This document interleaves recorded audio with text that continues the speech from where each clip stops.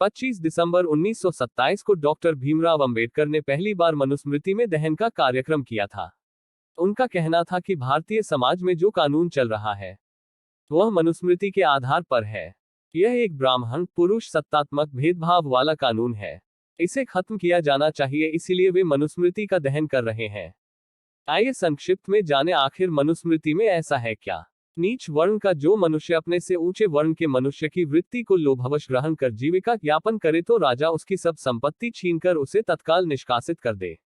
ब्राह्मणों की सेवा करना ही शूद्रों का मुख्य कर्म कहा गया है। इसके अतिरिक्त वह शूद्र जो कुछ करता है उसका कर्म निष्फल होता है।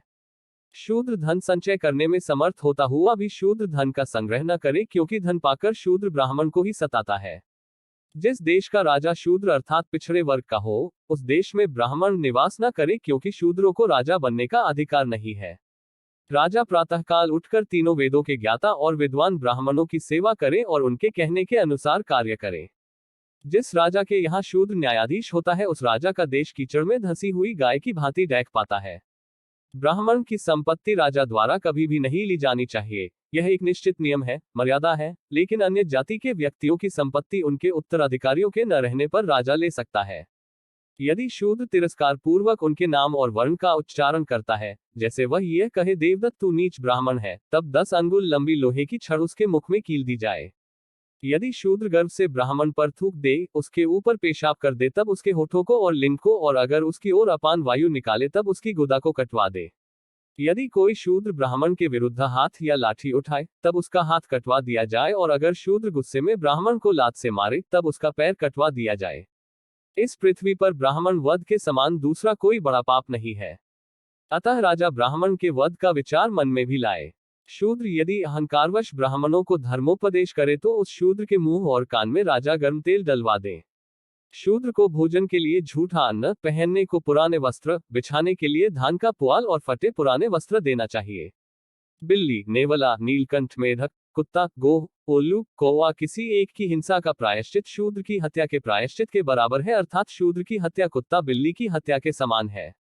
यदि कोई शूद्र किसी द्विज को गाली देता है तब उसकी जीभ काट देनी चाहिए, क्योंकि वह ब्रह्मा के निम्नतम अंग से पैदा हुआ है।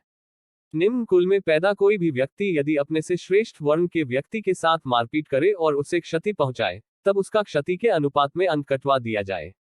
ब्रह्मा ने शूद्रों के लिए एकमात्र कर्म निश्चित किया है, वह है गुणगान करते हुए ब्राह्मण, क्षत्रिय और वैश्य की सेवा करना।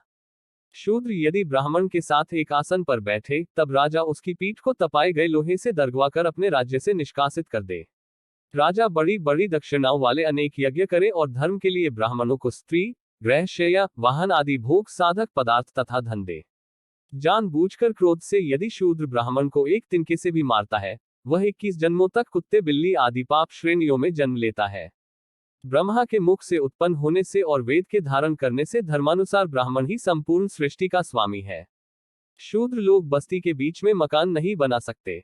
गांव या नगर के समीप किसी वृक्ष के नीचे अथवा शमशान, पहाड़ या उपवन के पास बसकर अपने कर्मों द्वारा जीविका चलावे। ब्राह्मण को चाहिए कि वह शूद्र का धन बिना किसी संकोच के छीन ले, क्योंकि शूद्र का उसका अपना कुछ नहीं है। उसका धन उसके मालिक ब्राह्मण को छीनने योग्य है। राजा वैश्यों और शूद्रों को अपना अपना कार्य करने के लिए बाध्य करने के बारे में सावधान रहें, क्योंकि जब ये लोग अपने कर्तव्य से विचलित हो जाते हैं तब वे इस संसार को अव्यवस्थित कर देते हैं।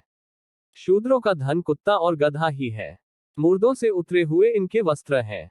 शूद्र टूटे फूटे बर्तनों में भोजन करे। शूद्र महिलाएं लोहे के ही गहने पहने। यदि यज्ञ अपूर्ण रह जाए तो वैश्य की असमर्थता में शूद्र का धन यज्ञ करने के लिए छीन लेना चाहिए।